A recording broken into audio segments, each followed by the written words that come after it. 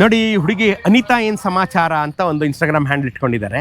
ಇವರು ಗಗನ ಸಖಿ, I repeat, ಗಗನ ಸಖಿ ಆಗಿದ್ದು ಸಮಾಜ ಸೇವೆ ಹುಚ್ಚಿಗೆ ಬಿದ್ದು ಅದನ್ನು ಬಿಟ್ಟು ಈಗ 5 ವರ್ಷದಿಂದ ಸಮಾಜ ಸೇವೆ ಮಾಡಿಕೊಂಡು ಜೈಲುಗಳಿಗೆ ಹೋಗೋದು, ಜೈಲಲ್ಲಿರೋ ಮಹಿಳಾ ಕೈದಿಗಳಿಗೆ ಅವ್ರಿಗೆ ಬೇಕಾದಂಥ ಪರಿಕರ ಇನ್ಕ್ಲೂಡಿಂಗ್ ಪ್ಯಾಡ್ಸ್, ಕರೆಕ್ಟಾಗಿ ಹೇಳ್ತಾ ಇದ್ದೀನಿ, ಇನ್ಕ್ಲೂಡಿಂಗ್ ಅವ್ರು ಪ್ಯಾಡ್ ಸಪ್ಲೈ ಮಾಡೋದ್ರಿಂದ ಹಿಡಿದು ಒಂದೊಂದ್ಸಲಿ ಒಂದು 3,000 4,000 ಪ್ಯಾಡ್ ತೊಗೊಂಡು ಪರಪ್ ನಗರಕ್ಕೆ ಹೋಗಿ ಕೊಡುವಂಥ ಹುಚ್ಚಿಗೆ ಬಿದ್ದಿದೆ ಹುಡುಗಿ. ಸಮಾಜ ಸೇವೆನ ನಾವು ಮಾಡಲೇಬೇಕು, ಏನೋ ಒಂದು ಮಾಡಬೇಕು ಅಂತ ಗಗನ ಸಖಿ ಆಗಿದ್ಕೊಂಡು ಆಕಾಶದಲ್ಲಿ ಹಾರಾಡ್ತಿದ್ದಂಥ ಈ ಅನಿತಾ ಏನು ಸಮಾಚಾರ, ಈಗ ಬಂದು ಜೈಲಲ್ಲಿರೋ ಕೈದಿಗಳಿಗೆ ಮತ್ತು ಸಮಾಜಕ್ಕೆ ಏನು ಸಮಾಚಾರ ಅಂತ ಕೇಳ್ಕೊಂಡಿದ್ದಾರೆ.